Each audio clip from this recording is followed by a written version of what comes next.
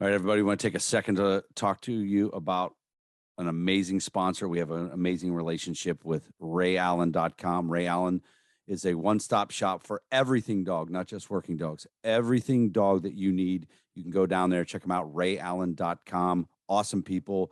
They got everything you need. Another one of our favorite partnerships is with a dog trader. They've been with us from the start. Great collars, great ball poppers, great GPS tracking, big dog, small dog, bark collars, everything. I got everything like that they have at the kennel. We use it every day. Be sure to head them up, dogtrader.com. Listen for the discount code later in the episode. Hey guys, it's going to happen. August 16th through the 19th. HITS is coming back. The HITS Canine Conference in Orlando, Florida, August 16th through the 19th. Get on there. It's the biggest, the best. Check it out. HitsCanine.net. HitsCanine.net. Get registered now. Take the guesswork out of making sure you're feeding your working dog correctly by using Kinetic Dog Food. Hit them up at kineticdogfood.com and look them up on the Instagrams at Kinetic Dog Food. Take all the guesswork out and do it right from the beginning. We love Horizon Structures. Dude, this stuff is so awesome, man. You can get online. You can talk to them. You could build it you want from mild to wild. They'll come bring it to your place, set it down on your pad, hook up your power, hook up your water, and you can put dogs in it that day. If you don't believe me, check out some guys like Justin Rigney's got a great setup there. Ask him. Check him out, horizonstructures.com. All right, Working Dog Radio, broadcasting the bite. We're back. So we've got a great episode tonight. I am Ted Summers from Tulsa, Oklahoma, as always. With me is Eric Stambro from Canton, Ohio. Eric, what's going on? Currently pet dogs and tattoos, dude. I'm working on that full suit. So I go every Wednesday. And I have right now half the torso on the left side, all the way up in here. That was awesome. How was that? And for those that can't see us if you're not watching on YouTube, like he's rubbing his side, like right under his armpit, right under his ribs. Like that was awesome. The skin is super thin, slightly spicy. But I got to go back Wednesday. He's going to start spreading out across my stomach and the lower half. And then, man, the thing is we're hammering it, man. He's banging it out every time, 3 hours of work. And then it's every Wednesday, and he's hoping to be done at the end of November, but I think it's going to go into December because I'm leaving Sunday for Florida for a week of that wakeboard school. Where I will probably die. If I don't die, he has more work to finish, but I have a feeling we're calling that Eric does a flip week. Yeah, we're calling that Eric blows his ACLs and Achilles out on 4 concussions. That's what I'm guessing. Eric blows his Eric blows his ACL and gets eaten by an alligator. I've got nothing. We got a shitload of pets. I got a bunch of police dogs. Like all of a sudden we got a shitload of contracts in for police dogs for single purpose and dual purpose. And so all of a sudden I'm spinning my interns up and I'm like, all right, well, this is how we use Dutch boxes and this is what we're doing. And so it's been, I have a dog that's really, really serious that cannot be handled by anybody that I don't trust, and it's going to be not a short road to get him to be handleable. And then I got a couple that are like whatever, they're going to be dual purpose, but they're going to be handleable by whoever. And so we got a bunch of pets. I have a wiener dog right now that is fantastic, and he is a ninja. So his other housemate is also a ninja, is also a wiener dog, and was like terrible. Was one of the worst dogs to fucking train ever. It was just a fucking dickhead, just an asshole. Like he was literally you could train him and he would do something and you could tell he could you understood what he understood what I was asking him to do, and he knew it, and he was like, no, I'm just not gonna do it today. And he would sit there and lean against the leash. I literally tied him to a kettlebell. I tied him to a 53-pound kettlebell for 3 hours, and he leaned on a leash for 3 hours. And the only thing I wanted to do was I wanted to get on a place, and he finally got on a place, and he was like, all right, fine. And then he was cool. But I mean, he sat there and leaned on it for hours and hours and hours. So his housemate is here, and he is much less of an asshole. His name's Theo. Yeah. So anyway, Yeah, as soon as I get back from Florida, I got to load up. I got to load the kennel with working dogs. You know, I liked the fact I took all of October off. For those of you who hadn't heard that, I took all of it off from working dogs to get the pet business to do some stuff. But I miss it, of course. I had a pet seminar at my facility, at the police facility over the weekend, and I hadn't really been in there very much. So I was given the tour, everything, and I was like, yep, I'll be spinning it up here pretty soon. Getting that going. I have 12 contracts, I think, to fulfill between now and January. So that's not bad. So what do we got going on tonight? All right. So hold on, I get it. Nasty itch. Okay. I gotta read this bio from my phone. So I'm gonna jump around here a little bit, but so tonight's guest is a 20-year retired combat veteran of the United States Air Force.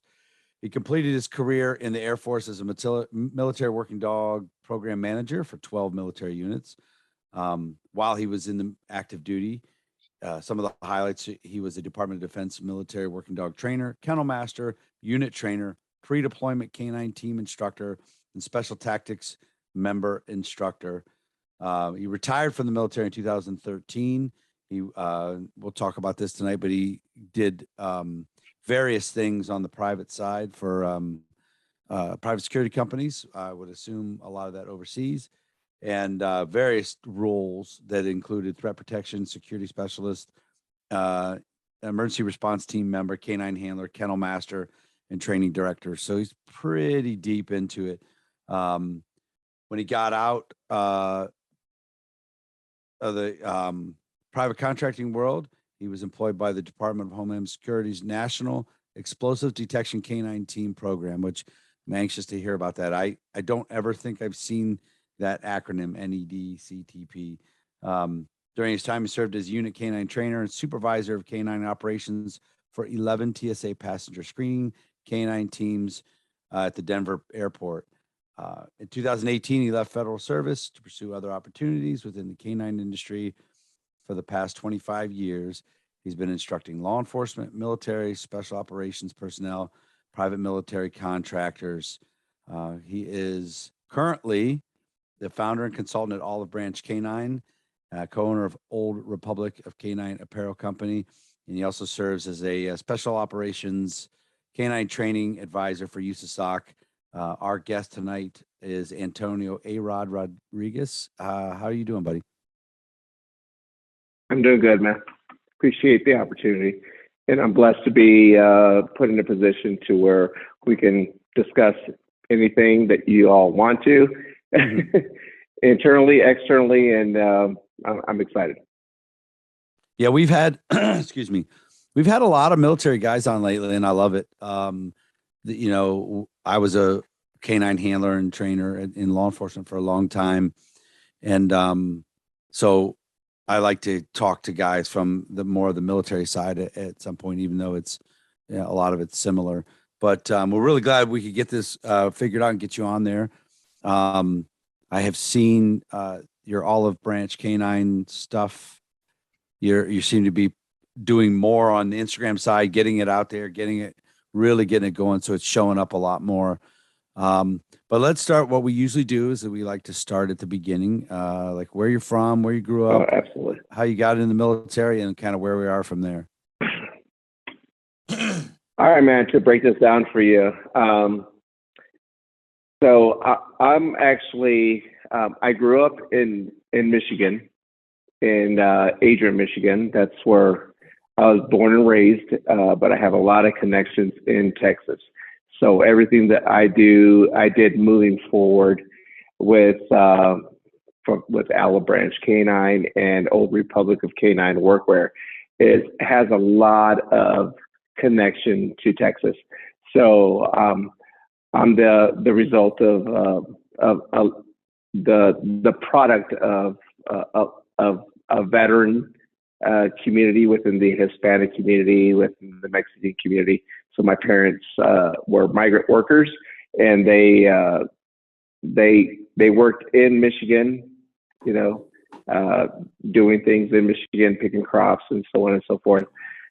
But my connection to Michigan is that my parents actually, after my father left the Marine Corps, they moved to Michigan, and he worked in the automotive industry. So I have a lot of connections to the Michigan, Ohio, Indiana area. And then I joined the military in 1993 and joined the Air Force, and then moved forward. But that's kind of where the genesis of my life began, and my my connection with just the dog community and moving forward. And so it's just been a great experience. So, being an Ohio guy myself, very familiar with this up here. Did you ever ask your parents why do we live in freezing ass Michigan? Do you ever that question ever come out? Of course I did. Of course I did. Of course I did. But but the best explanation I ever got out of that was just like, hey, you know what? We lived here and we worked here for a majority of our life, and it's just been a great experience for them, just living in the Ohio Valley and Michigan area and Indiana area. So those were always the responses that I ever got. So yeah, you got to go where the work is, right? Yeah, you got to go where the work is, man. So talk about your entry into the military, how that went, and what you did leading up to getting into dogs. So in 1993, I joined the Air Force. My father was in the Marine Corps, and he just said, like, no, I'm not necessarily committed to you going into the Marine Corps. And I was just like adamant, man, just like the obnoxious kid, at 17, 16 years old, 16, 17, 18 years old. They wanted me to like pursue a better educated, response to everything they ever done in their entire life. Migrant workers living in Michigan, living in the Ohio Valley. And so my dad was just like, no, I want you to like get a better opportunity for yourself. And I said, just like, no, I want to go in the Marine Corps, just like you, Dad. So he just said, like, no, I want you to do something better for yourself, kiddo. So I wrestled in high school, and I had a partial scholarship to Texas State University at one point, and then I was just like, you know what, I'm probably just going to end up going down there to Texas and doing something reckless. But at the end of the day, I chose the Air Force because I thought that was the better, kind of a intermediate compromise to the whole conversation. And so I joined the Air Force, and then I never turned back from there. I really didn't. I thought it was a great opportunity. I actually had the opportunity to work with a lot of great professionals within the Air Force over my 20-year career. Within the special tactics community and the dog community, and then I started segueing everything I did in the security forces, which is the equivalent to the military police career field.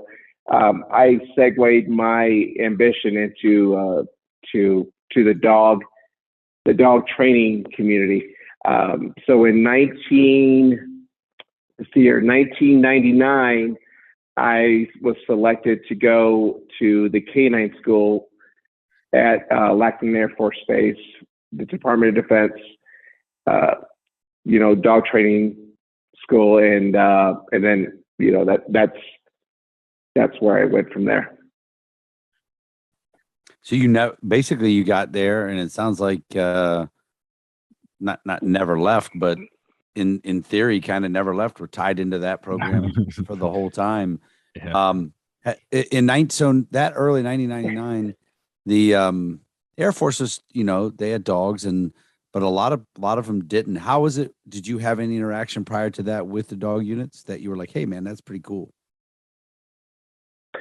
So there's an interesting story that I would like to discuss. Like, you know, prior to that time period, it was all Gulf War type stuff. I think we can all agree, like the Gulf War era was kind of just like there wasn't really anything going on. We were doing a lot of things, you know, internationally within the, you know, the application of dog assets and security across the world. And so I was deployed to Prince Sultan Air Base in Saudi Arabia back in 1994. And this was post, you know, JTF type operations in Panama and all that stuff. So I was deployed there, and I was just like, you know, I saw these dog handlers coming in through the checkpoints and, you know, doing all these things to provide force protection operations in that area in the Middle East. I was just like, man, I'm like, I could do that. I'm like, that's legit. And so that kind of sparked a you know, an interest in me to seek that out and seek those people that were kind of within that realm of dog training stuff.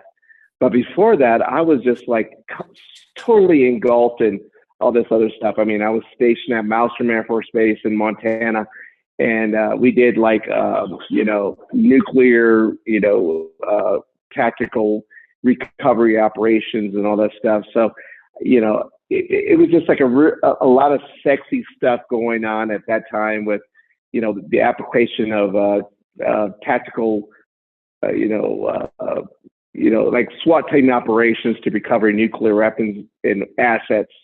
So I'm just like, you know, I was just looking for my next thing to do. So the dog stuff was very appealing to me. So that's kind of the genesis of where that occurred. Anytime I hear somebody say that they were stationed out, you know, with the nuclear weapons and all this stuff, one of my buddies that I worked with at the police department, he got out of basic in the Air Force. They said, you're headed to Cheyenne, Wyoming, where there's a girl behind every tree. And he gets out there, there's no fucking trees. So he was like, that was horrible. Damn it. Yeah. Yeah.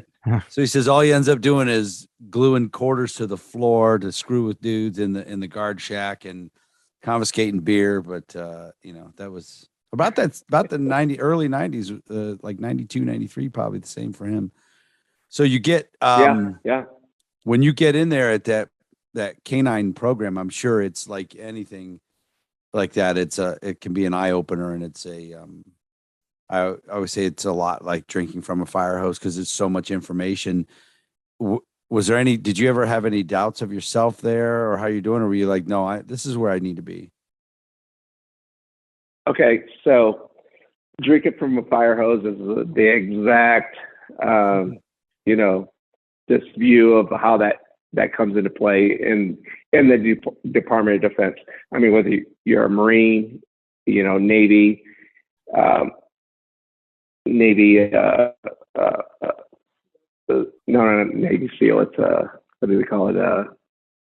Master at Arms, MAs. They're MAs. Master of Arms. Yeah, MA. I'm sorry. Yeah, I was thinking MA or Security Forces or Army MP.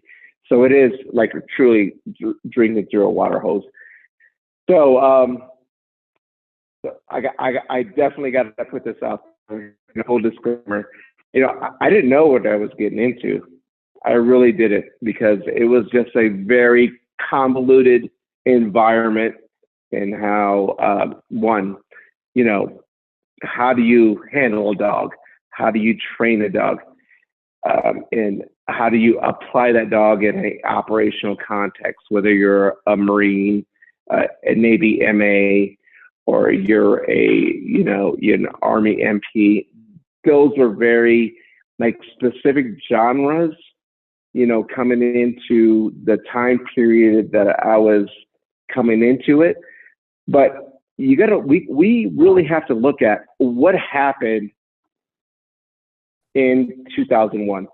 You know, 9/11 just completely changed the application of what we do in the industry. And I was before that, but it was just like it was a genesis of understanding how we apply a dog in certain environments. And it was just like, it was mind blowing, man. It really was it was just like trying to understand, like, how to use this dog to protect an airbase, how to use this dog to interdict, narcotics on your installation, how to use this dog to save people's lives. So all those things were kind of swimming around in my mind at the time. And actually, I was selected to go to the 820th Security Forces Group, which is like kind of an elite unit in the United States Air Force in the security forces domain. But I was like I was like convinced, like other people, the instructors came to me and they just said, like, hey, do you want to stay here and train dogs? And I said, like, well, I don't know, man, because I really want to go to this unit. And they said, like, well, it's your choice. You know, you can either go to this unit and do that, or you can stay here and train dogs. And I stayed there and trained dogs. So after I graduated the DoD Canine School, I stayed at Lackland Air Force Base and started training dogs. And, whether it was a misstep or not, but I learned a lot there. But I started to understand what it took to kind of apply the initial, mechanisms to train dogs, whether it was nose work, apprehension work, tracking, trailing, all that stuff. So I was very fortunate, but I was young and dumb, and I made a decision. So I never would regret that decision. What year was that? When you got asked to stay for the that training? That was 2000. Well, no, 1999. 1999. So right now, if you're there, 1999, you're learning the way they do things. You're applying it to the dogs. If they called you and said, "Hey, come back here to Lackland for the next couple months and update us on changes and different things, the way to do some things," what would you talk them into trying to change from 2000? Like if they were still doing the exact same thing? No, well, they're not doing the exact same thing. I've been back there at least 3 times. I've developed a great relationship with that community, and I appreciate everything that community has done for me in the last 20 plus years. So I've actually been back there in the last 2 years with my current position as a special operations training advisor for the Canine program. And we've developed a great relationship with them. We have. The DOD is an entity that is misunderstood, and I appreciate all their efforts, and I appreciate that they've actually reached out to us several times to say, like, hey, we have these dogs that are not capable to meet it in our specific program. Do you have an outlet for that? And because of those relationships that I've been able to develop over the last 20 years, and super fortunate that across the Use of Sock program that we've had those conversations, and super motivated to embrace those opportunities that we can do that, because that program is, it's flourishing, but I think it is discounted in a lot of ways. I really do. So with all the different things you've been doing, with the kennel manager, the program managers, this and that, of all of it, what is your favorite part? My favorite part is really looking at like how we deal with the industry. Like the industry is developed in application, the military industry with conventional working dogs, special operations dogs. We are at the cusp. I feel like we're at the cusp of like super pushing in this stratosphere, man. Like there are so many people that are doing so many great things in every genre of the working dog community.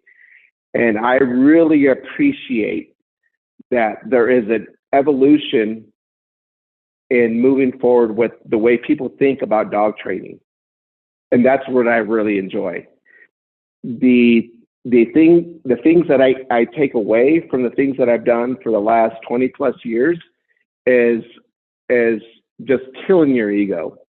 I really feel like killing your ego and just really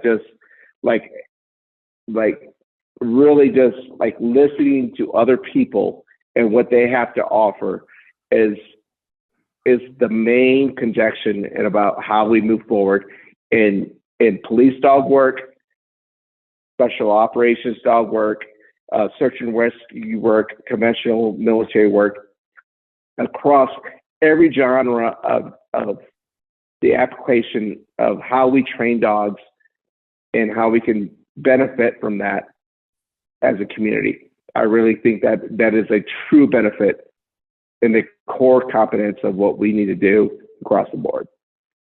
So at what point, like you're in the Air Force and you see these guys come through as like force protection and stuff. So when did, at the point that you're getting involved in the program back at Lackland, did you start like, did they have you start like with the whole ammo can thing? And you had to babysit the ammo can, or did you start from the whole? Like, no, man. No, you didn't have to like. Oh, my first dog was an ammo can. You didn't do that. No. No. My first dog was a bucket. So before the ammo can, even better. It was a bucket. It was a fucking bucket of water, and if you spelled it. No. It was like a bucket. They used to use the I can't remember what dog food that was. It was like I don't remember this. It was like a 5 gallon bucket. It was a plastic bucket. So before the ammo can, it was the bucket. So all these guys talking about the ammo can, that was post generation me, man. Oh so man, that was. Before they. So yeah, so it was like a plastic bucket. So yeah, so that was a real thing. It was. But you know what? Would you name it? Are you supposed to name the bucket? Yes. Fucking name him Chonk, or yes. Well, I say Chonk. Whatever you wanted to name him. All right. But there was value to that, man. There was really value to that in the most organic sense, because it was just like, you got to understand, like, I'm sure you guys are like been involved with like a lot of different, it's just like you got to like apply the basic fundamentals of, before you get to the dog, you got to like learn the mechanics. Mm-hmm. So across the board, I think everybody understands that. Before you get to the dog, you got to understand the mechanics. So I break things down into 3 principal things: the mechanics of working dogs, the science of working dogs, and the art of working dogs. So I always break that down into that type of understanding about the dog thing for training. So when you get in there, 1999, what was the makeup of the breeds when you were there? In 1999, Belgian Malinois, obviously, because I love the Malinois, Dutch Shepherds, Taverns, Grenadines. I probably even saying that incorrectly. Fluffy Malinois. That's what I call really them. about it. Yeah. The lock, yeah. And then Lake and Wallace, and then that's the German other one. Shepherds. Yeah. And then German Shepherds. But that was it. But that, I mean, there were so many different, like, that was like the cutoff, man. There were so many different, like, interesting, like, breeds before that, like the Sentry dogs that were awesome and phenomenal for their application during that time. I mean, you're looking at, like, you know, pre-Vietnam era, you know, just Sentry type dogs that were just like just man eaters, and that were just like, you know. But yeah, I never dealt with those, no, at all. Yeah, when I was working at a small police department before I got hired at the one I ended up retiring from, and it was like 1994 or 5. And one of the one canine handler, he had a big German Shepherd, but he had these Belgian Malinois. Never heard. Now, I again was not a dog guy growing up or anything like that. He had these Belgian Malinois, and in Ohio, there was not a lot, man. Like not a lot of places that were using them. So a couple years later, you're there, and they got all those types of breeds. So they were definitely ahead on that whole deal. So you get in there, they're going to ask you to stay. You stay, decide instead to go to that other place. Right. So what did that look like? Was it just a conveyor belt, next dog, or how would they have you do? So, man, I was super lucky. So I went into that time period within the Department of Defense working dog program that they were like, man, I cannot discount the influences that I had during that time frame. I mean, we had guys that are just doing they're doing phenomenal within the canine industry right now. I mean, Chris Jacobin, I mean, he was like my mentor. You know, guys that were just like doing like great things. Stuart Hilliard was like one of my biggest mentors during that time period. I mean, it was like a lashing.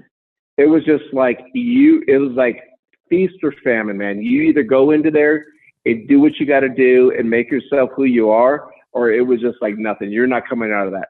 But it was a different time, a different generation within that institution. And I applaud it to this day because it made me, and it gave me the opportunity to look at different things and to accept different things. So there was like certain situations where like this guys would just like show up just like, what the heck are you doing? And it was just like, what are you doing with that dog? So the best way to explain the Department of Defense, you know, that whole process, it's the Costco of the dog industry. But however, there are a lot of people there that are doing some great things then, and there were a lot of people that were doing the great things when I was there, because I busted my ass, man. I mean, I would catch dogs. I would catch dogs easily. 20 dogs in one day, multiple sessions of catching bite dog work. You're just doing bite dog work. And it was just a slaying. And if you think about San Antonio in the middle of July, it is hot. It is hot and brutal. And I was catching dogs, dude, easily 20 dogs a day, easily, just on a sleeve, in a bite suit, whatever the case may be. But we were putting in work, man, back in those days. And all those guys that I worked with back in those days, Orlando Nunez, Chris Jacobin, you know, again, Stuart Hilliard, we were just pumping out dogs, man. But we were invested in producing or to make mediocre dogs at best. We're invested in making mediocre dogs at best, but we were trying to invest in and just put out a good product. So that genre between 1999 and 2004, man, those were the best days of my military career in the Air Force, truly. So before we take our first break, what were you doing on 9/11? What was your job there, and what changed the very next day? Basically, I would think. Okay, so I was still working dogs on 9/11, and then I was actually assigned.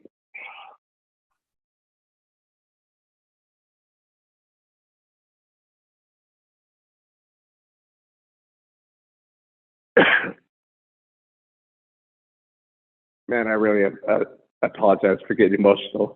That's all right.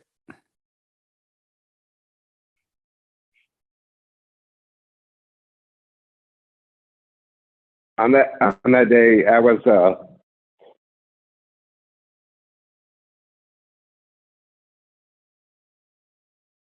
doing so I did my additional duty was doing we did burials for honor guard for the United States Air Force on Lackland Air Force Base. So on that day, I was actually ironing my blues because I was getting ready to do a burial on Fort Sam on that day.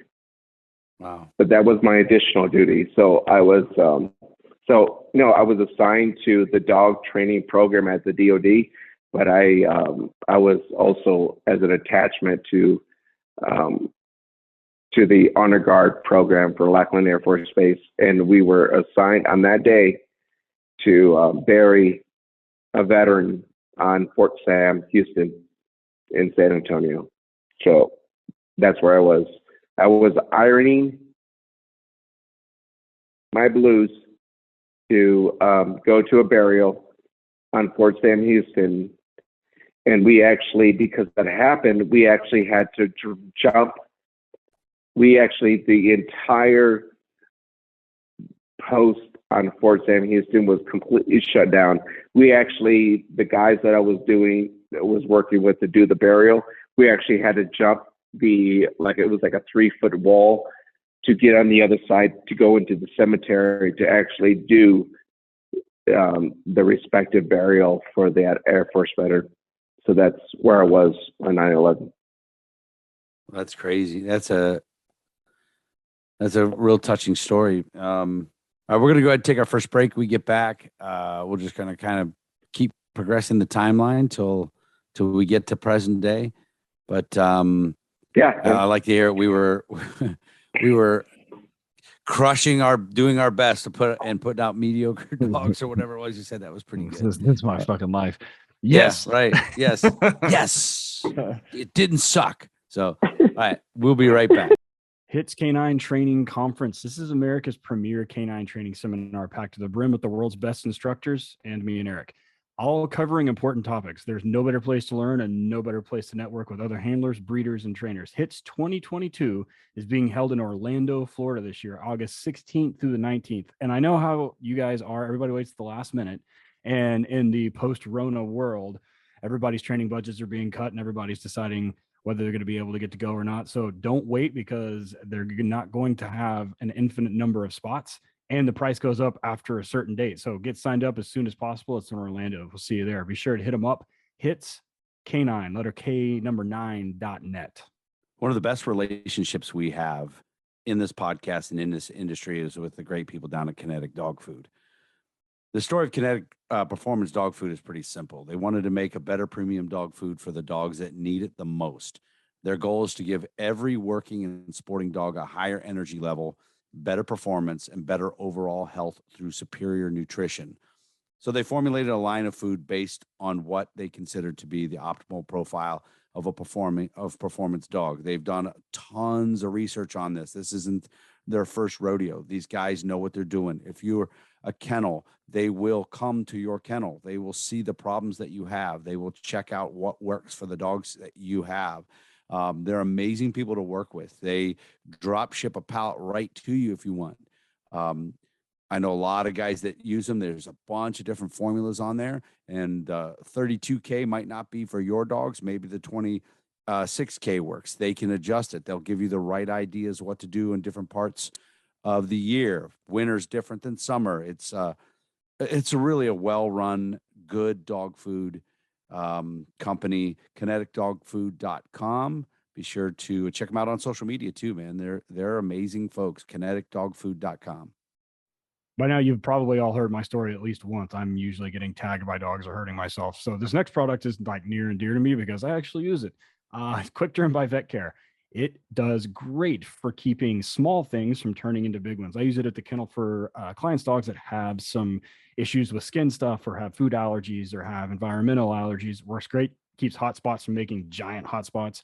And it keeps my working dogs who inevitably find magnificent ways to hurt themselves from turning it into a giant vet visit. Stops little issues from becoming big ones. So it comes in a spray, it comes in an ointment, comes in a dressing. It's great for creating a protective barrier and promoting wound healing. You really only have to use it like once a day. So there's no reason not to have it in the vehicle. Since it's temperature stable, you don't got to worry about it getting hot, getting cold, or anything like that. So put it in your first aid kit or put it in your cabinet. Vetcare.us on the internet. Quick Derm by Vet Care on Instagram and on Facebook, and then hit them up with the discount code 10WDR for 10% off your first order. So my entire time that I was a handler or a trainer in law enforcement, the cars at my department, in the departments that I trained, all had American aluminum accessory kennels in the cars. Different cars, man. Dodge Chargers, all Ford models, some Chevys, SUVs, cars, everything. We loved American aluminum accessories. It's a great product, a great company. They've been serving canine law enforcement community for over 20 years. If you check out their website, EZ, that's the letter Z, EZRiderOnline.com. They got testimonials. They got videos on how to. They got a list of everything they have. Just today, we made a post on the Working Dog Radio social media showing a dog that survived a really bad crash because of the American aluminum kennel in the back of the car.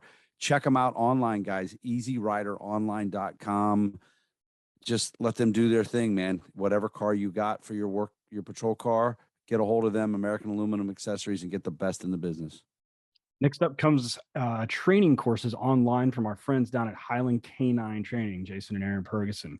So in the post-Rona world, training budgets have been getting cut. People aren't going to be able to travel, whether it be instructors or they be canine handlers and supervisors going somewhere else for training. So Highland has announced a lot of online training courses. One of those that sticks out to me is their police supervisor canine course. And it's no secret that one of the problems with canine tends to be some of the supervision issues. This course is specifically designed for administrators and covers utilization as well as liability and FLSA issues. The course can be taken at your convenience, and you'll receive a certificate of completion at the end. When you go to Tactical Police Canine Training, that's letter K number 9, training.com, and use the discount code WDR30, you'll get 30% off of that course. All right, everybody, we are back, Working Dog Radio, broadcasting the bite. Check out our sponsors. If you guys fast forwarded through the commercials, check the show notes for the discount codes and everything. We got some great sponsors. Please, yes, check those people out. Please, we have amazing sponsors of this podcast. We're really fortunate. So, like everybody in that we've talked to that was in dogs on 9/11. Talk about, so you guys are busy. You guys are down there pumping out as many dogs as you can. But I am sure after 9/11, the production request, the need for dogs probably, what, tripled, quadrupled, do you think? Oh, it completely accelerated. Completely accelerated. Did they give you more people? Or was it just you guys still trying to pump all those dogs? I mean, it has to get overwhelming at times. So the interesting thing was at that time period is that and it kind of segues into my current, position, is that you had, every genre of the military community that was trying to forecast, what are our needs? We need to put paws and boots on the ground, and within the conventional forces, special operations forces, how do we make this happen? So there was like a rush to make this happen because, as you guys know, man, the nose knows, it just makes it happen. So, there was like a ebb and flow of just like, how do we get these dogs on the ground, whether it was in Afghanistan or Iraq or in the Horn of Africa, to protect, our national interests and U.S. forces abroad. So it was very challenging. There's no way to explain it even better. Like, if anybody could have done it better, if anybody could have done it worse, or if it could have been more, efficient or effective. But it was just like, a full court press, man. You got to get those dogs out there. You got to get the assets out there to do the job. It's not a dismay to like anything that you got to do, in a domestic capacity. I mean, you look at, what we're dealing with now, just getting the right assets in the right place, whether it's law enforcement, federal entities. It's just getting the right assets where you need them to detect and to apply the appropriate mechanisms to make the public safe. So were you guys able to, with the push and the big increase, were you guys able to stay true to the process and the techniques, or did you find you were pushed so much that you had to take a shortcut here and there, or modify, or things that had to get like insanely creative? How did that whole work out? Oh, come on, man. Dog training is like, it's an art, science, and it's a mechanic. So, we draw from every mechanism. I mean, it's just like the dogs that they use in the, retriever dogs and, the bird dogs and all that stuff. We harness those mechanisms to apply certain components of that to make the dogs better to detect threats. So it absolutely, it was, like I said, it was a full court press.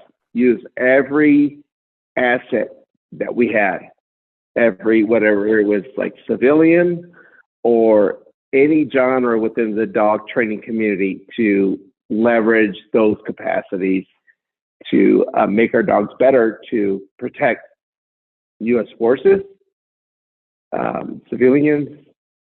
Yeah, absolutely. So that's what happened. Definitely during that time period. So you were part of a program that I hadn't really, well, not really, but I hadn't heard of it at all, and neither had Eric. But it's the NEDCTP, the National Explosive Detection Canine Team Program. So it's part of the HSI or Homeland Security thing. And so talk a little bit about that. Like, after you get like kind of fast forward through some of the stuff and you get out of the private contracting side, you come back to the government side and you're working with the NEDCTP. And what is that program about? That program basically is a plug or a segue into the Department of Homeland Security and the TS Transportation Security Administration program.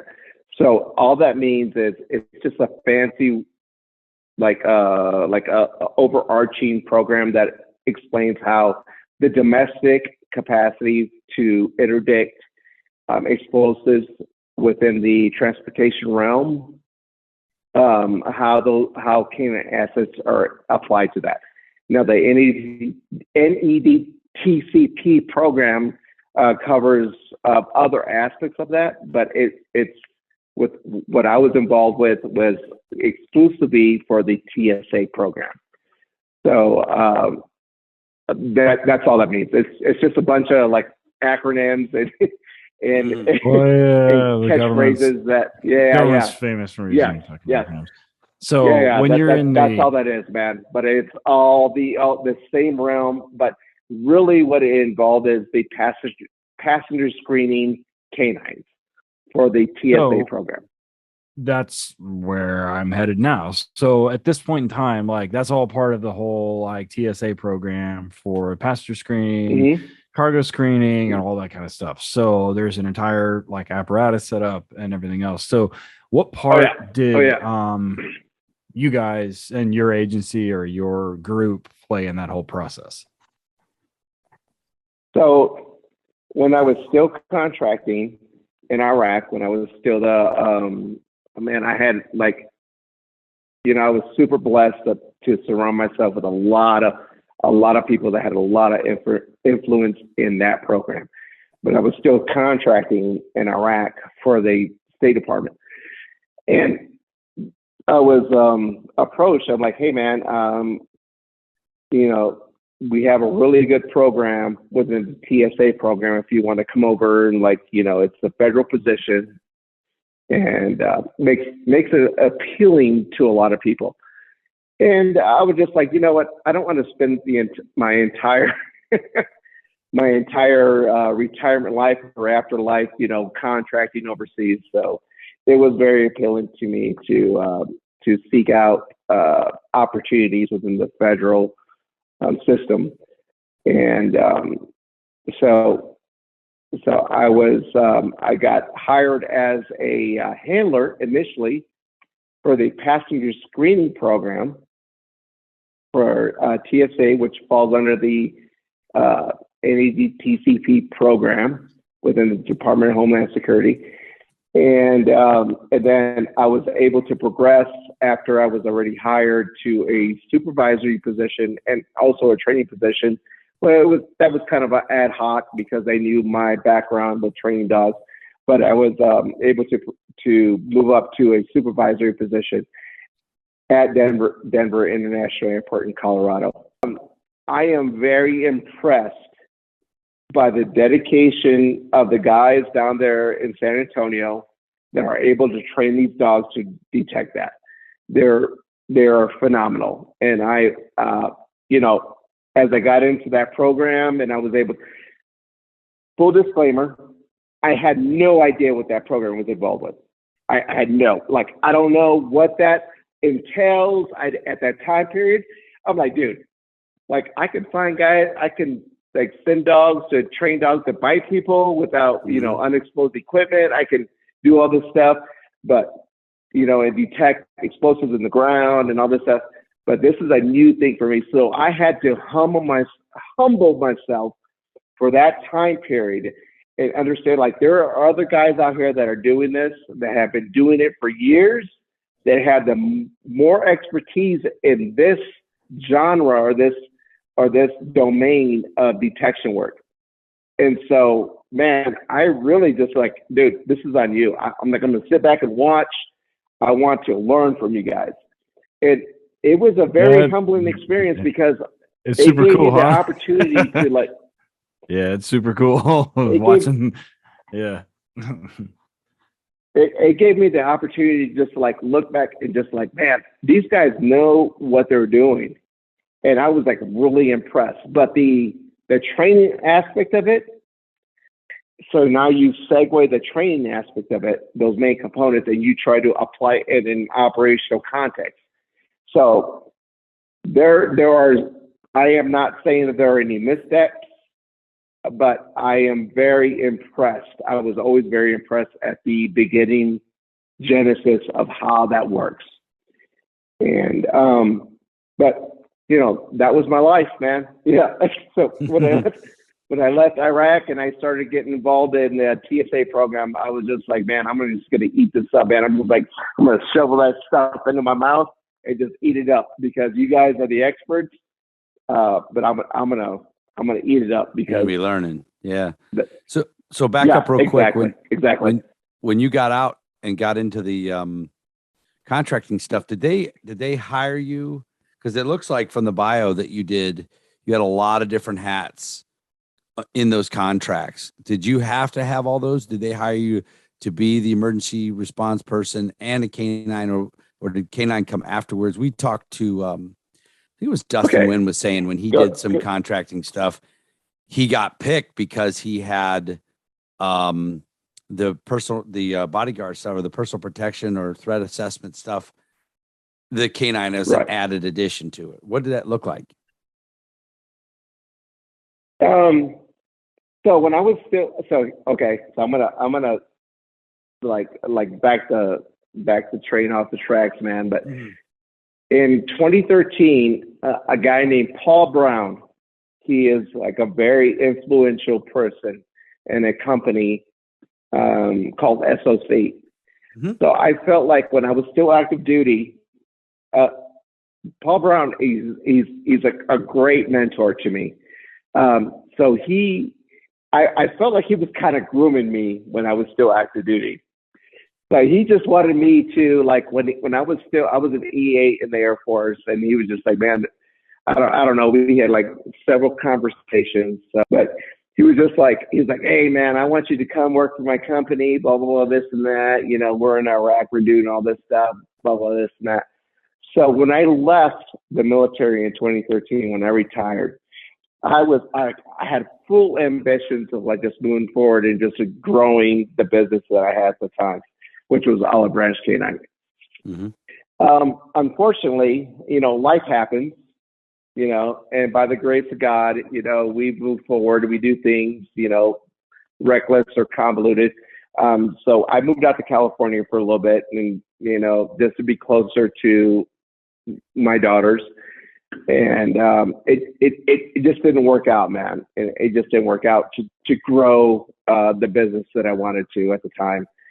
But this guy, Paul Brown, was just like, hey, man, you know, I got jobs in Iraq. You can come contract for me, whatever the case would be. And it was appealing at the time. And so I jumped on the contracting boat, for lack of a better term. And but you know what? Paul always treated me good. And he was like straightforward with me. And to this day, SOC, I don't care what anybody says about him, was the best company I've ever worked for in the contracting world. And so he picked me up and just said like, hey man, this is what's going on. I had a job for you as a kennel master or a trainer, but that's not exactly going to work out because they were just kind of just moving positions away. And in lack of a better term, those jobs didn't exist anymore. So he's just like, I can get you into a high threat protection position, but I need your resumes and all this stuff. And I'm just like, okay, all right, man, I did this, and I sent it to him. He's just like, hey man, you might be a fit for doing this high threat protection stuff. And I'm just like, okay, well, push it forward. He's like, if it works out, we'll get you in there, and then we can move you over eventually into a training position or a handler position. I was just like, let's do it, man. Let's do it. So fortunately, that's kind of how it worked out. Like I was able to get into a position that was exclusively for high threat protection and you know, emergency response operations in Iraq for the State Department.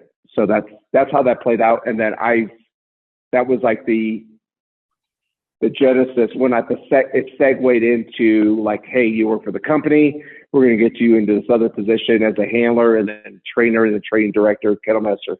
So that was kind of like how that started. But man, none of that stuff would have ever happened if I never would have had that conversation with Paul Brown, which was like in 2013, like right before I got out of the military. Never. That shit would have never happened. Because he was just like, he kept up with me over the years. And even when I was in California, and he just said like, hey man, are you interested? Are you interested? He kept kind of digging at me. And I was just like, yeah, man, I don't think it's the right time, but it just happened to work out. So if you would have stayed at SOC, would you going to have to move to West Virginia?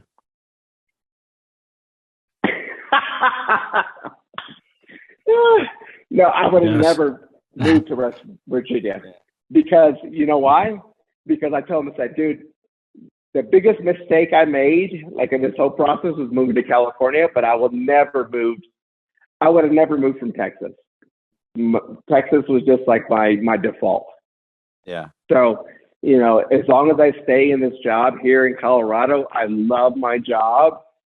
I have a great support system here in Colorado, and I'm just waiting for our twin daughters to kind of leave, just kind of grow up. We're moving back to Texas, man. Yeah, Nice. Definitely, man. That's I love Texas. So Yeah, SOC is about I think it's about a 5-hour drive for me, something like that. I've been down there. They were giving away dogs at one point, so I went and got like 5 dogs from them. But dude, there ain't shit around that place, man. Around that building, there's one restaurant I found. That's it. It was good. No, they're not, because all those companies work around that area. Winchester and it's just like a big hub.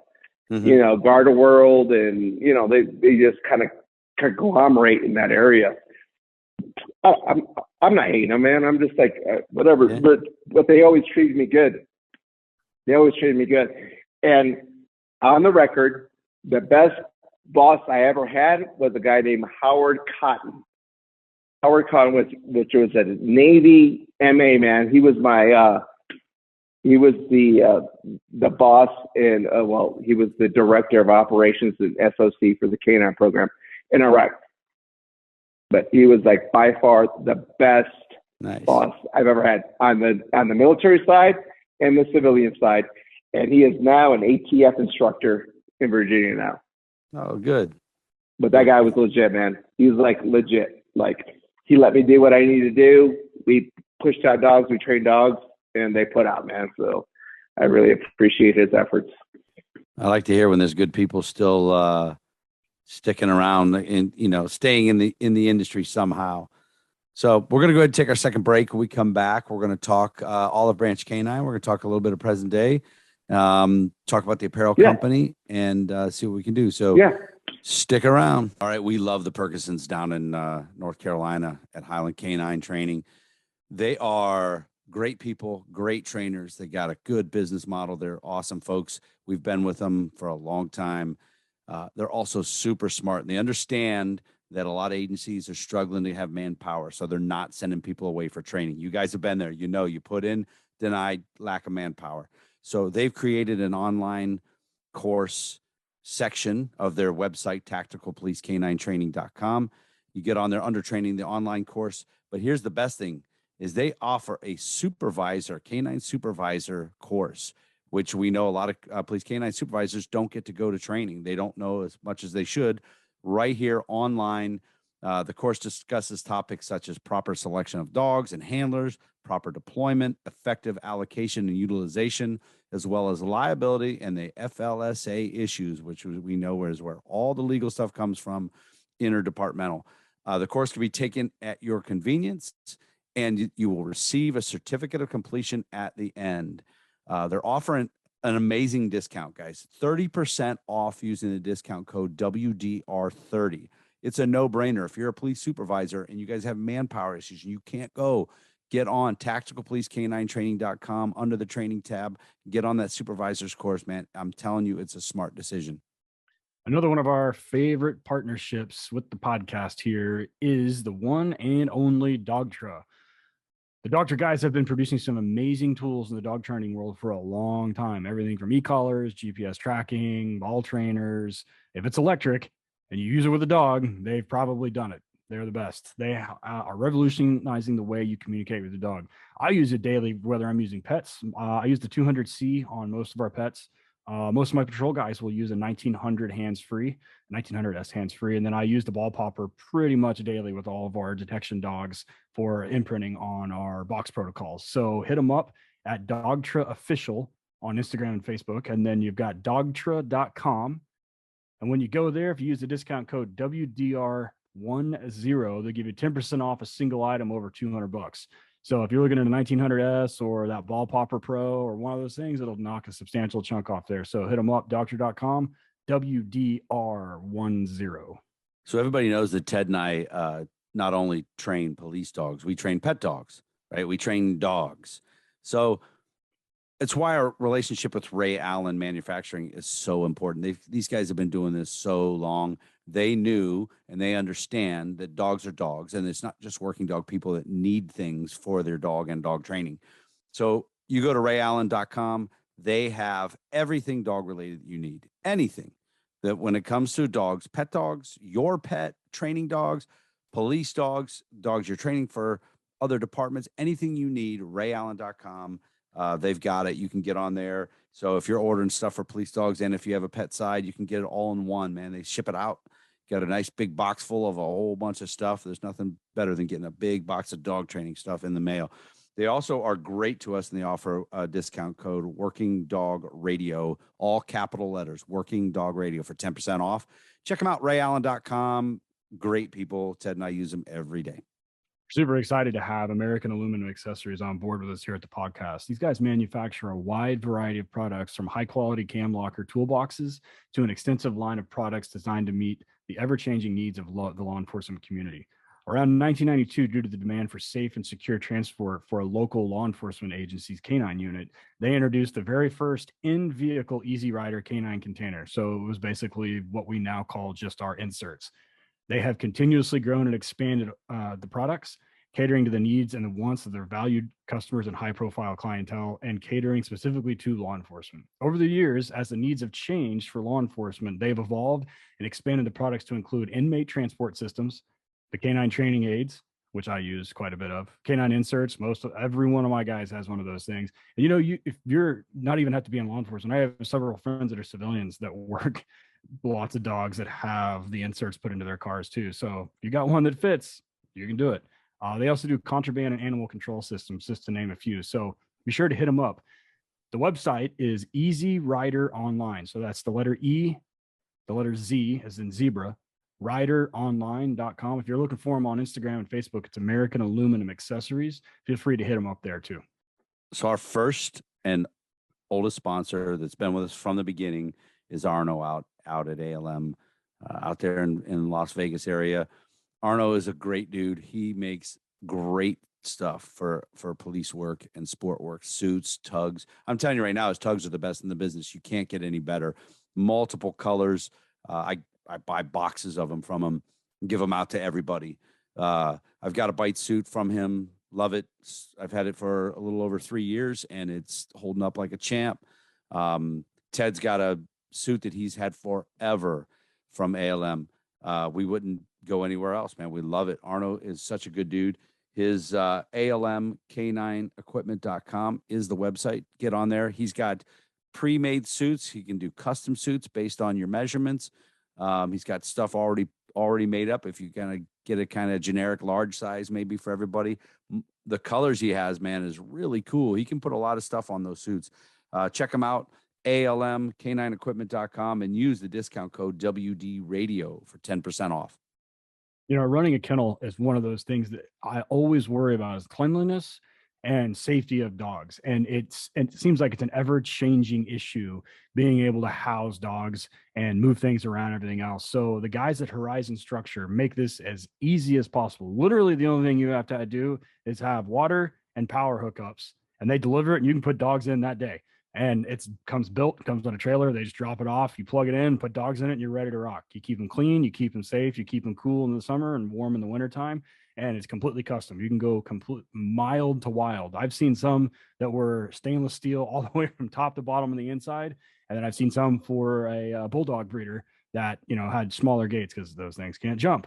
So if you reach out to them, they're sitting there waiting for you to call and help you through the custom design process. They have everything from 2-dog ones up to, I want to say like 18 or 20. It's you can put a lot of dogs, indoor, outdoor runs. So anything you've ever dreamed of, they've got it, have done it, or can do it. So they've taken all the guesswork out of building it. Everything is pre-done to your specifications, and it's assembled, dropped off, boom, you're ready to rock. Things are amazing. Rigney has one. We've had him on the show a couple of times. Go check out his Instagram, and you can see he's posted it up there before. Go look Horizon up at Horizon Structures, spelled out. On the internet, it's horizonstructures.com, and you're going to look for the link in there that says commercial dog kennels, or give them a call, 447-4337. They'd love to talk to you and get you started on the way. All right, we are back. Working Dog Radio, broadcasting the bite. Ted, you haven't been down to SOC's place, have you, down in West Virginia? No, I haven't, but I have several friends, including you, that have. So yeah, you got a dog from there, right? Yeah, Mr. Yeah. Aldi. Yeah. So Mr. Aldi. Short hair came pointer. straight from the gym. He was a German short hair pointer that was like yoked. He definitely did not skip chest day. No, he did a dog not bench press. skip. No, he came out of the fucking transport van. I'm like, oh, yo, bro. He I joked with Larry, the transport guy, Larry, from Retro Canine. I was like, did they send his pre-workout too, or like, what's the deal with him? Like, and he's like, he started laughing. Did he come with some D-ball? Oh, seriously. Like he got out. I was like, God damn, this dog is like. And then Aldi. He's up with Jeremy right now from Wisconsin. So, but yeah, doing. Oh yeah, no, I haven't been stuff. up there, but I've heard the multiple stories of. Believe me. So when you ask that question, you're like, oh, you're gonna have to move to Wisconsin or West Virginia. And he's like, no. Yeah, I'm not. It's very close to the flagpole too, man. That's why all those people are down there where he was talking about, is because it's within a spit of the DC area. Yeah. So you started up Olive Branch, and then it was kind of you're trying to grow it. It wasn't really working. What was the resurgence? What got it back up off the ground? Well, here's the thing, man. Is like I've learned more things from doing shitty things than I did from getting them right. So I was in the middle of a divorce, and then, I tried to grow a business, and then, coming straight out of the active duty military. So I did, when I started trying to sell dogs, it was just right at a bad time. It was like a horrible time. The industry was just like flushed with labs and Malinois, and like everyone was just like throwing everything out there. And then, I was trying to move to California, which was the biggest mistake we made in our life. And so at one point I was just like, you know what, I can only do courses for so long. And the appeal to the courses that I can offer is only going to exist for so long. If I can't push out enough dogs, if I can't push enough, everything that comes behind that, it's just not going to flourish. So that's where the conversation came into before, when we were talking about like, hey, I'm going to go out and, and just just go work for another company or whatever the case may be. But the genesis was there. So Olive Branch Canine was there. We had the opportunity to provide courses and dogs and so on and so forth. But the issue was, at that time when I moved to California, it was just it was just a hot mess, man. For lack of a better term, it was just a wreck. And we didn't have the opportunity to establish ourselves within the industry. California is just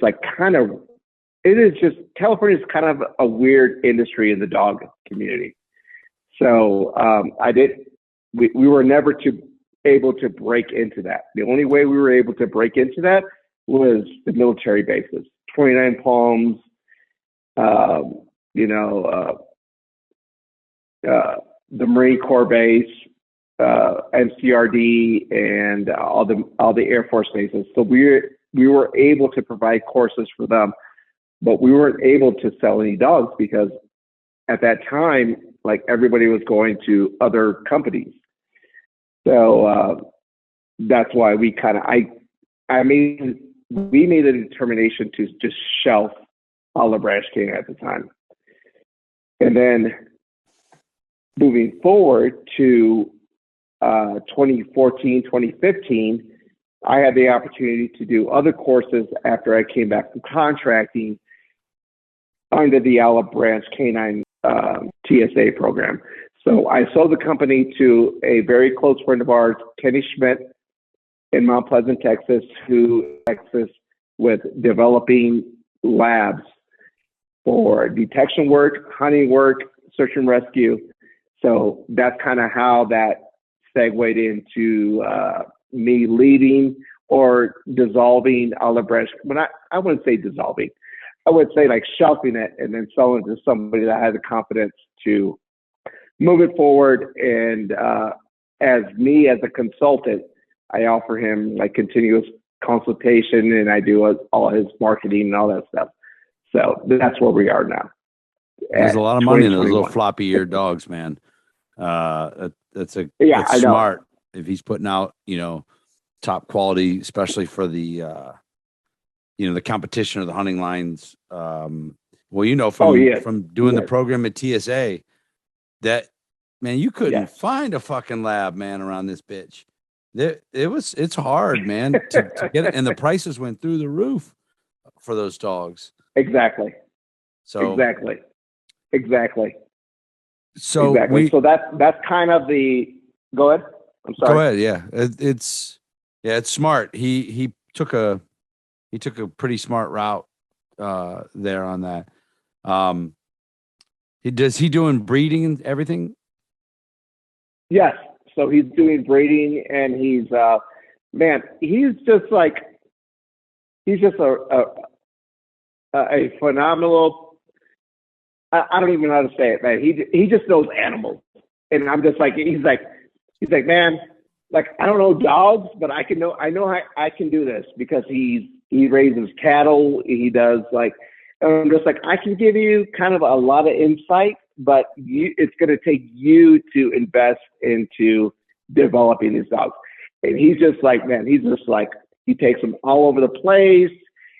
All the environmental stuff that he does with these dogs is everything that first of all, he does it. It's just like natural to him. He just like gets these dogs out. He takes them out on the ranch. And I'm just like, man, stop there, because that is the biggest fault in raising labs for detection work. Don't keep them on the ranch, man. You got to take them out, get them on elevators and do all this other stuff. And you got to get them in places that are unconventional to this dog breed. And he's just like, I got it. So he takes them he's taking them to Dallas. He takes them all over the place. So I am very happy with the approach that he takes, because he understands that. You can't keep them on the ranch. You can't keep them on the farm, because these dogs will not perform in the operational conditions that they need to do to use their nose. So, man, I'm super happy. Yeah, that's 100% true. Yeah. And I'm sure Ted has seen it too. There's a guy not too far from me. He's about an hour drive, who has amazing labs and springers, really good dogs, and they never work out because they're never off his property. They fall apart I try to give him a chance, because I watch his dog do their hunt is insane. They're amazing dogs. And I'm like, yeah, but right. Dude, he's like, yeah, they have never been any further than 500 feet off my, off the property. I'm like, come on, man. And it's so, yeah, it does suck. And, that's something that is like being this close to Arkansas. Arkansas has a ton of like hunting labs and springers and pointers and like everything. Like there's a ton of working dog kennels in like Arkansas and southern Missouri and western Tennessee and like that kind of area. And we're the benefactor of that because of the working dog side. And we always get kind of the washouts, and the first thing I ask them is like, just tennis ball, and they look at me like I got a dick growing on my forehead, and I'm like, whoa, and they're like, why would he chase the tennis ball? And I'm like, hey, and I kind of look at him, I'm like, well, my handlers aren't going to keep pigeons in their pockets, and like we're not going to reward dogs with birds. So, and they're like, well, we've never tested, and they say it like, and they're super crazy about it. They're like, we've never tested them on tennis balls. Why would we do that? I'm like, what the fuck else are they going to chase? And we've gotten dogs that are phenomenal on birds because they've hunted, And then you show them a tennis ball and they're like, I ain't about that. I'm like, what am I going to do with him? They're like, well, he's got to hunt. I'm like, yeah, but it's the wrong kind. They're like, no, it's the same kind. I'm like, no, it's not. It's not. Like, because he hunts for bird doesn't mean he's going to hunt for drugs or explosives. Like, it doesn't work that way. And I'm like, how am I going to reward him? Am I going to put the fucking bird in the fucking ball launcher? I mean, like, what? Like, how are we going to, how about I dare you do Well, that? well, they look at me. Bird in the ball launcher. And I say this, and these people that are going to hear this are like friends of mine from Arkansas and these other places, and like people I respect, and they're really good bird dog trainers. And I'm talking shit. I'm not really talking shit about them, but I'm just like, what? It's the same thing. I'm like, what am I going to do with these dogs? Like, I mean, I'm not going to carry birds around in my pocket. Like, how do I reward them? They're going to chase shit I mean, like, and they're like, oh, prey is prey. I'm like, it's not. It's really not though. Like, it's not the same thing. Like, I don't have whippets doing drug work, right? They'll chase rabbits all day long, but they're not chasing drugs. So I'm like, I don't know what to tell you. And they're like, oh, but he's a great dog, but he just tears stuff up. And I'm like, well, I don't know what to tell you. Let me interject real quick, man, because if there's still people out there doing that, that means that is a unexploitable opportunity for us to go out there and educate them about what they can do to be successful. Oh, I know. Mm-hmm. We had Freddie King on, and he's great. Freddie King is awesome. He lives in Arkansas. He's a fantastic bird dog trainer. He's probably the best bird dog trainer in the fucking country, and I'm going to get shit mail over that. But he's fucking fantastic. He does a great job. And then, like, when we're talking to him, and he's like, I don't have any idea what you guys do. You know, and he's like super, super good at what he does. And he's like, I don't have any idea how they do it. No, I don't either. I don't fucking hunt. I go to the grocery store. Like, I don't hunt. So and so like what we want out of those dogs, and it's an interesting conversation because we use them for the same things, right? So it's always interesting to me when I have bird dog people reach out to me like, we had this dog wash out, and I'm like, I get really weird. I'm like, well, what? Like, why? Like, what did he do? Or usually aggressing the bird if it's a competition dog. Usually, well, yeah, and they tell me they're like, "Oh, his mouth's too hard. He tears stuff up." I'm like, "Yeah, I'll take him." They're like, "Yeah, he's a great hunt, but he's like he like bites stuff." I'm like, "Oh yeah, that's fine." That's what I want. Yeah, sucks. That sucks. I'm sorry. I'm sorry that happened. I'm sorry that happened. But what did he tear up? And they tell me like he tore birds up or he did this, and I'm like, "Oh, that sucks." I'm sure it was terrible for you. So about that, like, I'll take him. And does he like tennis balls? And they're like, well, we don't know. I'm like, oh, I'll figure it out. And we've gotten some good dogs that way. I'm like, oh, we'll figure it out. And we do the conversion, and sometimes it works and sometimes it doesn't, and sometimes they want to chase shit with feathers on it, and that's fine. And I've had some dogs. I had a department that wanted a dog that I tried to convert to like that. They wanted him to track also, which wasn't going to happen. And I was like, yeah, okay, fine, I'll try. No, it was not going to happen, because anytime anything moved, he was not. There was a fucking shit show. He was great for detection, right? Like he'd search a car. He'd search a car, but if you had him to ask him to track, and like if a leaf moved, he was like, oh shit, it's a fucking bird, and it was the worst. Like I was like, no, he's not going to do it. And they're like, are you sure? I'm like, yeah, I'm 110% sure this is not going to work. He'll find drugs, but he's not going to find people. So, just let him find drugs and be done with it. But they wanted that. Right. So anyway, so one of the other parts of your bio is it's funny because the canine industry, to get in, as you know, to break into the canine industry is difficult. I said this on a podcast one day. I said, listen, if you're a military handler currently, as we're talking, or police department guy handler, and you think you're going to get out and start a police dog or police dog training business where you're getting dogs, training them, selling them, you're wasting your time. It is so set up. It's not impossible, but you got to be in it, willing to stomach a lot of shit, man. For the other industry that's as difficult as anything to break into is the apparel clothing industry.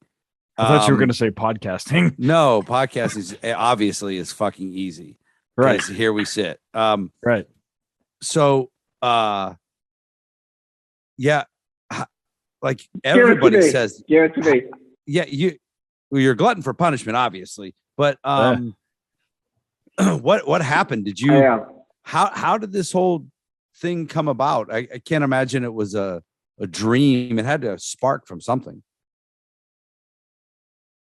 No, it definitely wasn't a dream. But this is what I gotta say, man, is that like I take micro bites into everything that I do. Okay, and then and so in those micro bites, I take into to understand that what is the appeal to what anybody does within any specific industry, whether it's firearms, tactical application, canine, whatever the case may be. And so over the years, I kind of combined like this vision about like, hey, I know guys want to do what they want to do. They want to be comfortable. They want to look cool. But at the end of the day, they want to stay dry. They don't want to be cold. And all those things apply to what myself and my wife have formed in the last year or so in Old Republic Canine Apparel.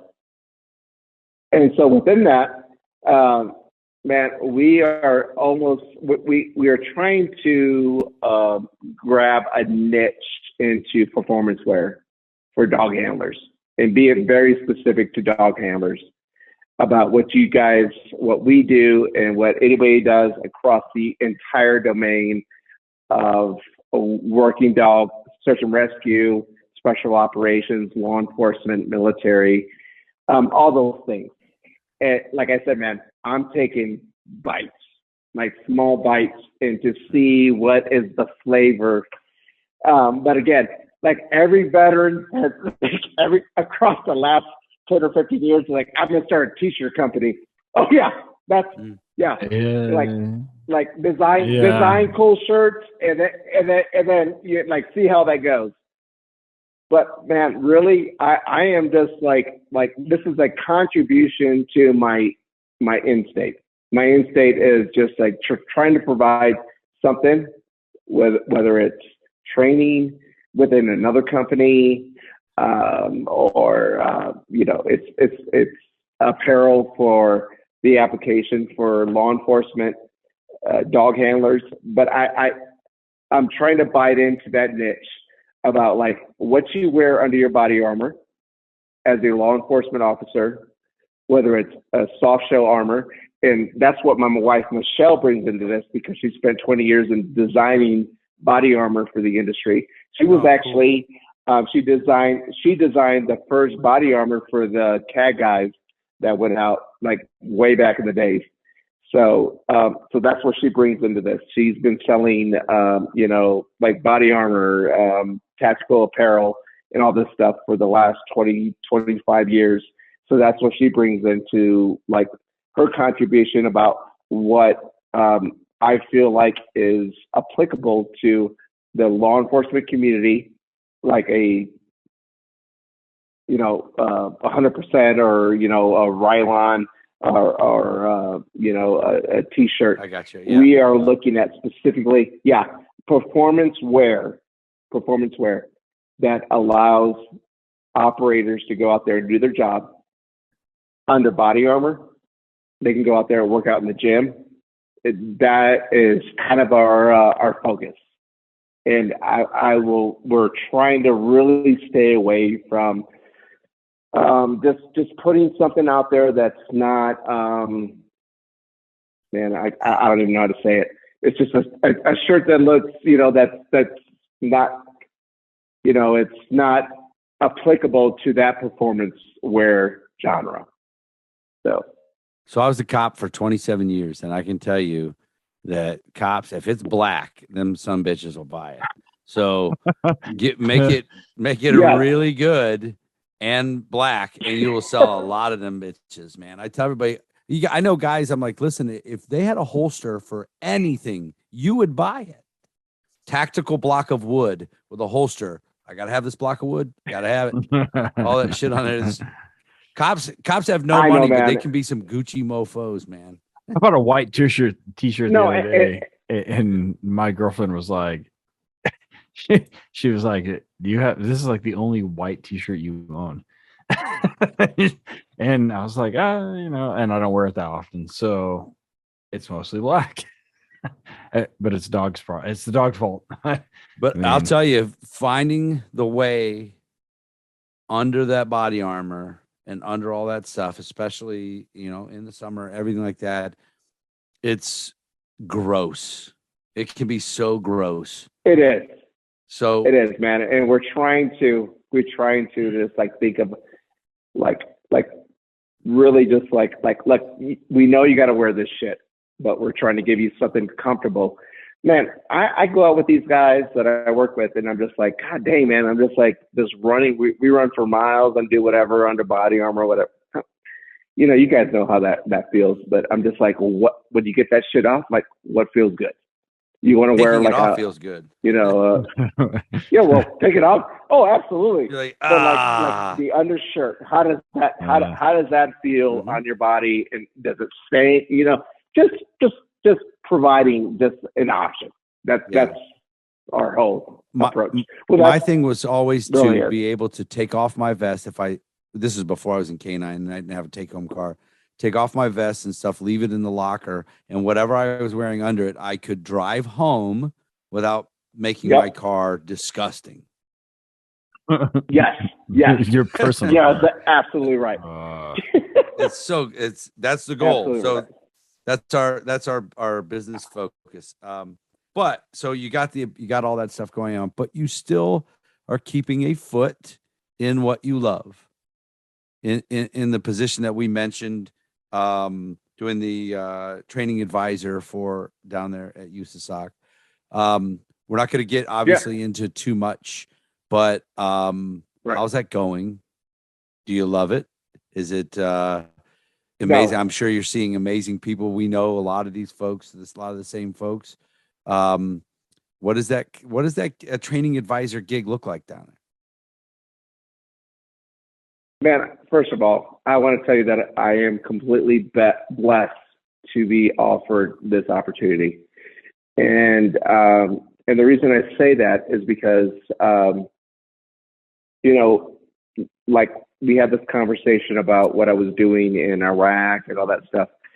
You know, a guy with my background, even with being in the Air Force, you know, there's a lot of just like, oh, this guy's an Air Force guy. He doesn't know what he's talking about. And when I was contracting in Iraq, you know, working with high threat protection, a lot of guys that I was working with, they were from the special operations community. But I had to, you know, just push forward, and, you know, by the grace of God, I was able to just like, you know, my work, what I did, it just demonstrated like, hey, this guy knows what he's doing. So moving forward to my current position, it was kind of the same situation. You know, somebody that I knew from somebody else that I knew reached out to me and said like, hey man, like, are you even potentially interested in this position? And, you know, I said like, hey, if the compensation's good, you know, we can talk about it. You know, I'd be interested in coming down there and having this conversation with you. I'd be interested in having that conversation, and then we can go from there. So it just worked out. I was very happy to be involved in a community to where it was just like guys that were just put out, and I was very impressed with the program. And at this point, it's flourished, and my contributions are as an advisor. I really think of myself as an advisor. These guys have the total tactical application about what they need to do, and from my experience, I just like apply what I think is beneficial to how they can apply, how they put their dog forward and do what they need to do with their dog. And it's been a really great experience. So being former Air Force, and you're with the green dudes. Was there some shit talking? Yeah. Are they breaking balls? What do we got going on here? Oh, absolutely, man. But I love them. I love these guys, man. Like legitimately, like if it wasn't for the introductions, and it was just a really good. I don't even know how to explain it, man. I really don't. Like I felt like I was just like going from the TSA program in Denver to coming down to where I was at this place that I'm working at now, man. I was just like, it was just a very welcoming experience. It was just like guys that were just like very passionate about what they did as operators, and they wanted to learn. They were very passionate about what their skill set was. And so another thing that I want to disclose is that I have two uncles that were Green Berets, man. I have an uncle that was a 3rd group Green Beret, and I have an uncle that was a 7th group Green Beret. So being a Green Beret was just like very appealing to me. I just didn't have that opportunity growing up to like move into that. But I always respected them. So I don't think there's anybody within the law enforcement community or the military community that doesn't look up to somebody that came before them that was very impressed with them. And so I always looked up to my uncles that were 7th group guys and 3rd group guys. And so this was just like my greatest thing, man. It was just like I was just so happy to be involved in the community that was doing what my uncles did back in the days in Vietnam, MACV guys and all that stuff, man. It was just like I wanted to be involved in this. And then it was just it was a blessing, really it was, to be in the situation to where I could talk to guys that were like, Green Berets, and that were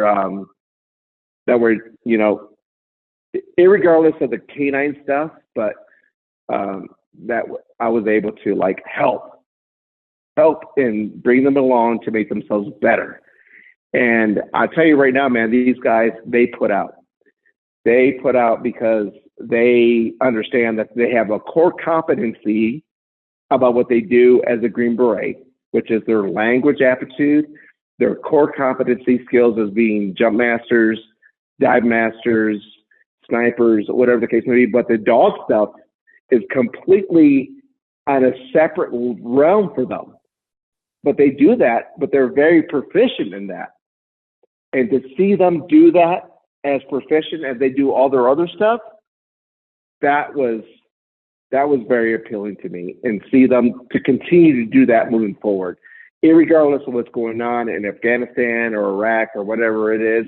They continue to do that. They continue to move forward to project that capability and that mindset. Man, it's super impressive to me, and that's why I love doing this job. So being as labeled with the job as advisor, you still able to sneak in and throw a leash on somebody, or are you putting a suit top on every once in a while, or what are we doing here? You're not just standing around with your hands in your pockets? No. So I supplement, like I'm able to man, I pull dogs, whatever the case may be. I mean shit, this morning I was out there spraying dog runs out, every morning. So yeah, that never ends. It's all team. Never ends. I did that twice today. Actually, I did that twice today. Remember at the beginning, I said, at the beginning, I said I took October off. That is why I got just tired. One day I went in, I go, I can't take another diarrhea blowout, man. I gotta fuck them dogs. Yeah, I may have sent that to somebody. Like, yeah, I have some guys. I have some guys defend me sometimes. It's just like, Arrod's been spraying shit for 20 years, man. Just leave him alone. I'm Exactly. just like, yeah, I've been doing it. But it is what it is. But yeah, man, we all, it definitely is a team effort. So let me know when I can do a shout out, because I want to do a shout out to a bunch of guys, man. But whatever. Go ahead, do it right now. Yeah, do it now. I would say Dust Off Canine. Shout out to Ben Rader from my boss's boss from Olive Branch Canine, Kenny Schmidt. Shout out to Chris Jacobin. I don't know where you're at, man, brother, but I love you. Shout out to Pat Nolan, man, repping Pat Nolan across the board. Shout out to Dr. Stuart Hilliard, one of my greatest mentors, and shout out to the DoD breeding program down in San Antonio, Texas. Man, love you guys. Stay strong. Here's something really weird, man. Brady he's here in Canton. He had a class. I know he is. Yeah. So he had a class. A trainer was bringing him in. I think that for whatever reason got canceled. So a couple of local guys banded together, got some stuff going. I sponsored 2 slots for 2 guys in his class. That was today. I think Brady and I are having lunch tomorrow. Oh, good. Yeah, he's got he messaged me about an hour before this podcast. He's got to do some, put some med kits together, and then I think he's gonna pop over. The hotel he's staying at is literally 3 minutes from my pet facility. So we like off Brady. The record, man. Like that. Brady is man. I'm like super impressed with that guy, man. He's just like that's why I stay in this game, man. He's hungry. He's hungry. Stay hungry. Yeah. That's what I always tell him. Stay hungry. I hope he's hungry tomorrow, because we're gonna go to lunch. So so real quick, we're gonna wrap it up. How do we promote the apparel company? Do you have social media? Do you have a website? Anything? Where are we at on this? Is this still just the beginning stages? What are we doing? No, so you can look up on Facebook, Old Republic of Canine, and then on Instagram, Oro Canine. So I made that intentional because, try to keep it true to my, my brown kin. Oro Canine. So it's like Old Republic of Canine Workwear on Instagram. So Oro means gold in Spanish, but ORO Canine Workwear on Instagram. But on Facebook, it's Old Republic Canine for the apparel line.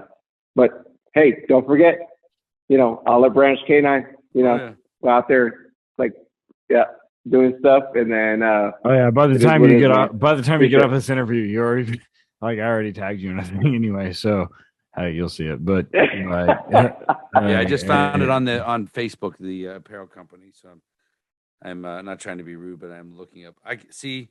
Do I have to roll the R to find it on Instagram? Yes, you got to do 3 R's. Yeah. Well, so what's the Oro. There it is. Exactly. It came up. How do you spell that? Hey, I already follow it. I didn't even know that. How do you fucking spell it? Look. ORO Canine Workwear. Yeah. There you go. Yeah, man. ROK letter 9 Workwear on Instagram. Yeah, and then on Facebook, it's like Old Republic Canine. You're doing good. You got to post every day. You're doing good. There you go. Yeah, man. I'm trying to just move it forward, man. But hey, I got a 5-year plan. I'm gonna move back to Texas. I'll be baling hay, training dogs, and pushing out workwear. Bam. Hey, can you still get a ranch? Can you still get property without going broke in Texas, or is it expensive in there? Yes, brother. Not around Austin. I'm moving back to Texas. Anywhere but around. Not around Austin. Anywhere but around Austin. That's the joke right now. People are like, if you're I'm from Texas, and they're like, oh, Austin, and you're like, no, that's not what I mean. No. No, man. Believe me, I'm from Oklahoma. Hey. Believe me, I hear, we see it and we hear it. Okay, so if you can, so I forgot to mention Top Tier Tactical who is Nah. a company that prints our T-shirts. Top Tier Tactical is actually out of Oklahoma City, well, at Midwest City, Oklahoma. Yeah, it's Oklahoma City. Yeah, Oklahoma City. Top Tier Yeah. Tactical.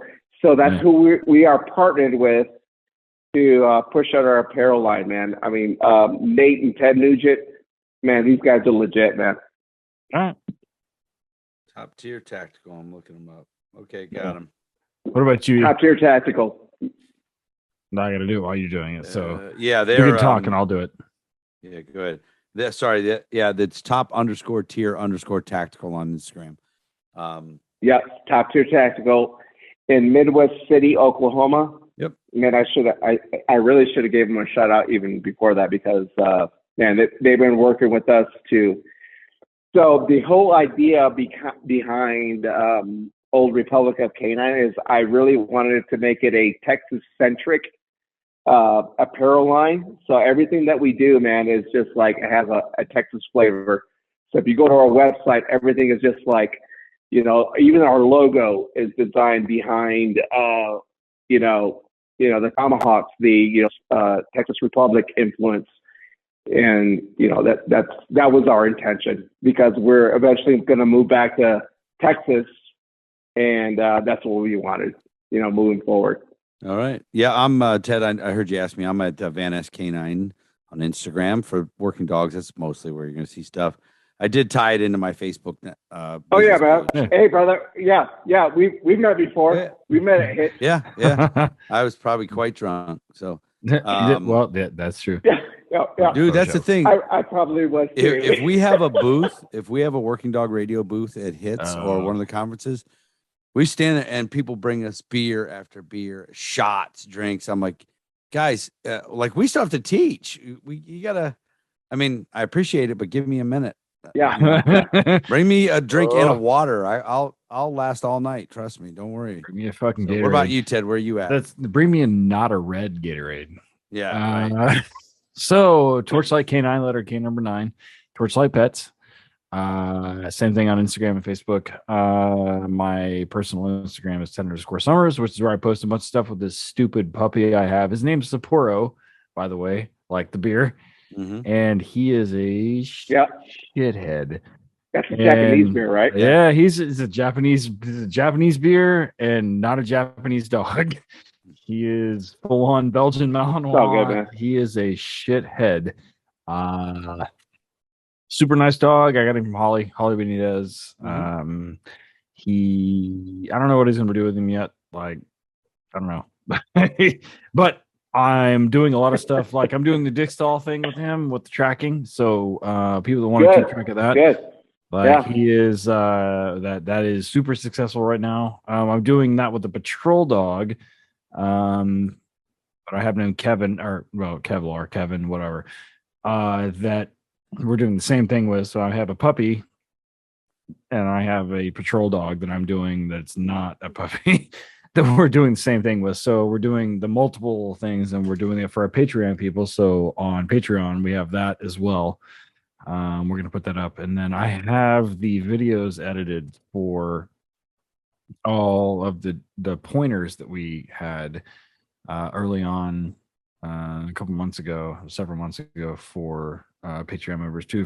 I have one for he's going to go to explosives, and I have 2 that are going to stay on narcotics. That we have that edited up that I'm going to post up over the next couple of weeks for Patreon members. How we did an indirect and a direct reward, food reward for everybody at puppies that were about 10 to 11 weeks old. So like pre-green status, just to kind of like. I was doing it for like a project for guys that were working for us. So it's an industry project.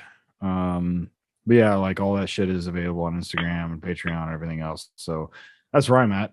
Hey, can I do one more shout out, man? Yeah, of course. Yeah.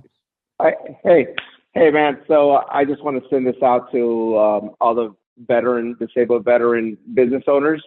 And this is one of my favorite memes, man, is nobody hates a successful veteran like other veterans. So like, let's try to just like change that culture and just come together, man, and just like support other veterans that are out there doing work and putting really good stuff out there. So whether it's in the tactical community or the dog industry. So that's all I want to say. Yeah, cool, man. That's awesome. Well, Arod, thanks for coming on, man. We really appreciate it. It was a good time. I'm glad we were able to get this lined up. It was it's good. It was you've had a very interesting career, and you're still a young lad. You got more in you. Yeah, you're like my age. Come on, man. Yeah. Right? Like, Yeah. you know, You like don't have this fucking fucking white thing. going fucking on. You Grandpa don't have Eric that- is like, oh, you've done this not for fucking 100 really? years. So, Really? Yeah. and he's like, oh, yeah, no. This is a backhanded compliment for sure. So, 100%. No, it was like, no, you're fucking Yeah. old. Yeah, no, Right. you suck. right, I am. right. So- I am, man. Yeah. All right, man. Thanks, guys. We'll see you. Yes. We'll see you on the next one.